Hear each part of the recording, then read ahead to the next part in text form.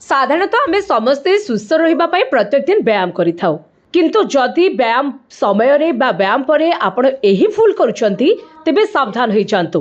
तेबे आपणक मन रे एबे प्रश्न उठुथिबो कोन सही भूल जहाँ व्यायाम समय रे बा व्यायाम परे कले शरीर सुस्थ होगा परिवर्तन असुस्थ हो जाए।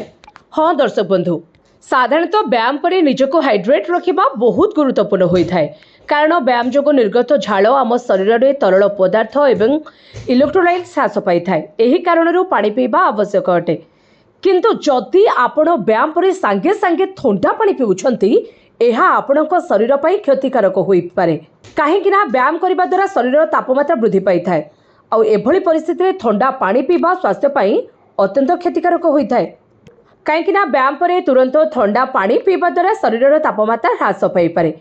यही कारण आपन को ठंडा लगे संभावना अधिक।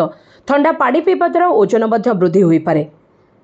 तेणु व्यायाम समय रे हो कि व्यायाम पर संगे संगे केबे मध्य पानी पियंतु नहीं बा ठंडा पानी तो बिल्कुल मध्य पीवा उचित नुहे।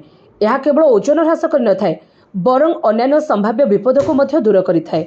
व्यायाम पर जदि तुरंत आपण पानी पी दउछन्ते तेबे हृदस्पंदन मध्य प्रभावित होइथाए कारण व्यायाम करिबा परे रक्त संचालन वृद्धि पाई थाए। ठंडा पानी पीवा द्वारा हृदस्पंदन एवं रक्त संचालन ह्रास पाई थाए। तेबे व्यायाम करिबार केते समय पर आमे पानी पीवा उचित? तेबे दर्शक बंधु, व्यायाम करिबार आधा घंटे पूर्व हेउ किंबा आधा घंटे परे आपण पानी पी पारिबे किंतु व्यायाम करिबा समय रे हेउ किंबा व्यायाम करिबार आधा घंटे भितरे केबे मध्य पानी पियंतु नाही।